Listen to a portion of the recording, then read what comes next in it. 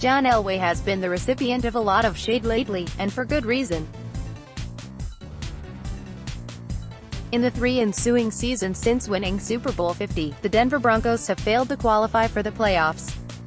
To make matters worse, the Broncos just posted back-to-back losing seasons for the first time in nearly half a century.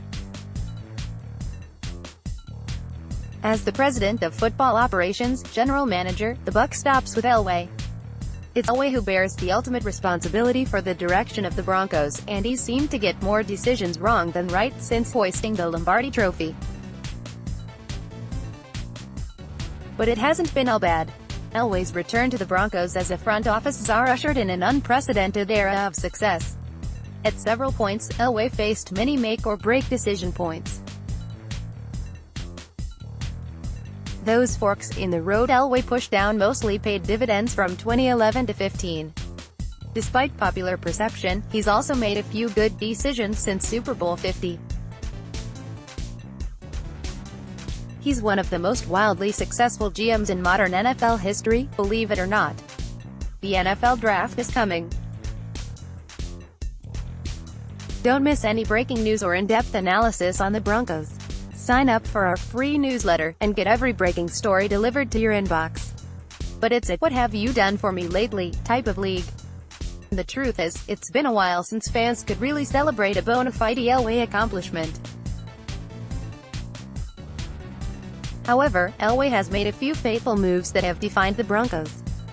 Today, I'm ranking Elway's 10 best decisions since taking over the football operations of the team in 2011. He's got 8 years of front office experience under his belt now, so there's plenty to draw from on his resume.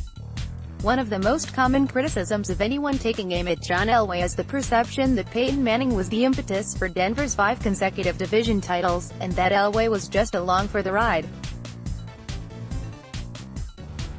While there's no doubt that Elway's front office resume benefited greatly from Manning's achievements, those same people miss the accomplishment in itself of pursuing and landing the biggest free agent in the history of the NFL.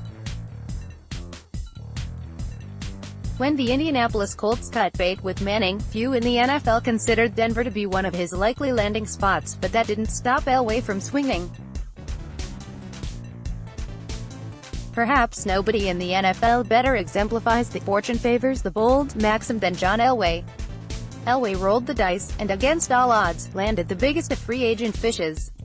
Absolutely, Elway benefited from the Peyton Manning effect. But Manning also benefited from the John Elway effect, especially from a big-picture perspective. It's difficult to give John Elway all the credit for choosing to take Von Miller with the number 2 overall pick back in 2011. In all fairness, former GM Brian Sanders deserves a heaping portion of the props for Miller. Elway was very new to the job, and in fact, was the VP of football operations when Miller was drafted. It was Sanders and his scouting department who did most of the work on the top of the draft class, but it was Elway who had to rubber stamp it. So in the same karmic sense that Elway would have received the criticism had Denver missed on Miller, he also deserves credit for trusting his staff, and recognizing the elite talent in Von Miller. In the 8 seasons since, Miller has been elected to the Pro Bowl 7 times, with 3 first-team All-Pro and 4 second-team All-Pro nods. He was the driving force behind Denver's romp through the 2015 playoffs, and nearly single-handedly, or so it seemed, snuffed out Cam Newton in Super Bowl 50, taking home the MVP trophy at the end of the night. The Broncos could have gone a different direction in the 2011 draft, with blue chippers like Patrick Peterson, A.J. Green, Marcel Darius, Julio Jones and J.J. Watt all on the table. As great as some of those players have been in the NFL, none have had the franchise-changing effect on their respective teams that Von Miller has had in Denver, including J.J. Watt. Entering the 2014 offseason, the Broncos were hurting. Having just been embarrassed by the Seattle Seahawks on the biggest stage in Super Bowl 48, 43-8, Peyton Manning and the most prolific offense in NFL history proved to not be enough. The Seahawks won a world championship with a second-year quarterback and an elite defense. Up until this point, Elway had mostly invested in the offensive side of the ball. That would change in 2014. Elway quickly signed safety T.J. Ward, then followed that up by landing Aqib Talib. After the Dallas Cowboys surprisingly cut DeMarcus Ware, the team's all-time leader in sacks, Elway pounced and managed to recruit him to Denver, where he would be teamed up with a troubled Von Miller, at the time, coming off a season wrecked by suspension and a torn ACL. Elway invested in the defense, and it paid dividends. 2 seasons later, the Broncos won the Super Bowl, thanks to the performance of one of the greatest defenses of all time. The impact Ware had on Miller alone made all the millions the Broncos spent in 2014 worth it. And this is to say nothing of Emmanuel Sanders, who was also signed that offseason, turning coat on the Kansas City Chiefs to come to Denver. In the ensuing 4 seasons, these 4 free agent signings would combine for a whopping 9 Pro Bowls. John Fox was the right hire in 2011 for a punch-drunk Broncos team trying to rebound from the Josh McDaniels depredations. Fox brought stability to the franchise and a physical brand of football to Mile High. But Fox got complacent. The unprecedented success under Peyton Manning caused Fox to take his situation for granted. The team stagnated and began to rot from within. When the Broncos lost to the Colts at home in the divisional round of the playoffs, the writing was on the wall. Despite having a first-round bye, the Broncos took the field with little energy and impotently watched Andrew Luck wrest away the team's hopes of repeating as AFC champions. It was the 4th straight year the Broncos had gone out with a whimper in the playoffs, and Elway had enough. Although the talking points were that Elway and Fox mutually chose to part ways, the truth is Fox was fired, but not before he had lined up another head coaching job in Chicago, perhaps even before the Broncos took the field against the Colts, if you believe the conspiracy theories. On the heels of 4 consecutive division titles, it was a risky move, especially with Manning getting older by the day. Elway boldly did the dirty work, and it paid almost immediate dividends.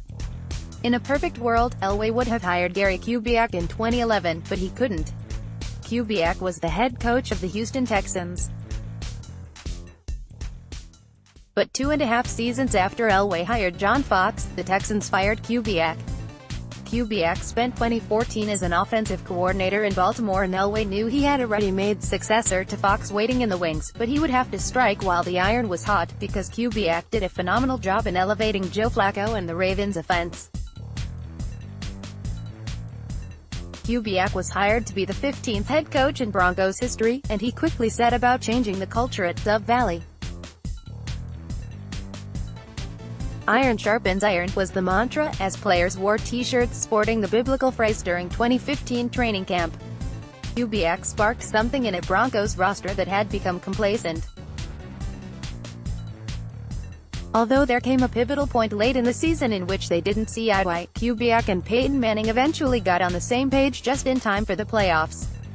Little more than a calendar year removed from his hire, Kubiak led the Broncos to their 3rd world championship in franchise history. Peyton Manning, despite the injury setbacks and blows to his ego in having to sit behind Brock Osweiler while he healed from a plantar fascia tear, got to ride off into the sunset of retirement as a world champion, just like his boss had back in 1999. Make no mistake, if Elway doesn't fire John Fox, he doesn't get to hire Gary Kubiak, and without Kubiak the Broncos don't have 3 Lombardi trophies adorning the case at Dove Valley. Isn't it crazy that Wade Phillips wasn't the Broncos' first choice for defensive coordinator in 2015? The Broncos wanted Vance Joseph, and when the Cincinnati Bengals blocked the move, Phillips became the consolation prize. Talk about tender mercies of the football gods. The Broncos dodged a bullet, if only temporarily. There were a few crucial components to Denver's Super Bowl 50 championship, and Wade Phillips was one of them. While it's true that John Elway had done a masterful job in assembling the defensive talent through the draft and free agency, it was Phillips' ability as a tactician and play caller that got that unit over the hump and into championship form. Phillips finally got the Super Bowl ring that had been missing from his storied NFL coaching resume, and as a coach with a long history in Denver, it was even more poetic. John Elway might be the only NFL general manager over the last 7 years to acquire future Pro Bowl players through the NFL draft, street free agency, unrestricted free agency and college free agency, but he couldn't have done it without Matt Russell. When Elway first arrived in the front office, Russell was serving as the director of college scouting. Elway promoted Russell to Director of Player Personnel in 2012, giving Russell influence over both the college and pro scouting departments.